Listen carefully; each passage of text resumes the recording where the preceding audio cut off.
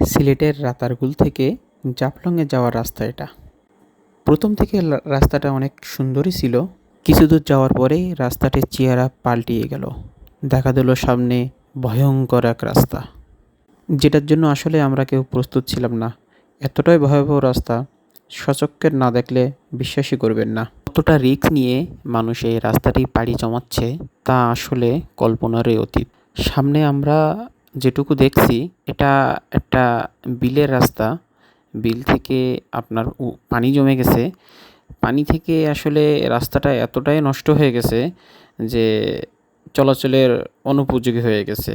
এখান থেকে যে কেউ পড়ে যেতে পারে, যে কোনো একটা দুর্ঘটনা ঘটতে পারে। খুবই সতর্কতার সহিত রাস্তাটা পার হতে হচ্ছিল আমাদেরকে। এখানে ইজি বাইক, নসিমন, মহিন্দ্রা সব কিছুই পার হচ্ছে, কিন্তু সেটা অনেক রিস্ক নিয়ে। এটি একটি অস্থায়ী রাস্তা, যেটা আসলে স্থায়ীভাবে তৈরি করা না।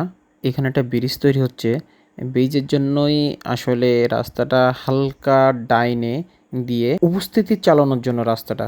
কিন্তু রাস্তাটার অবস্থা খুবই খারাপ, খুবই মারাত্মক আকার ধারণ করছে, যেটা আসলেই সংস্কার করা দরকার।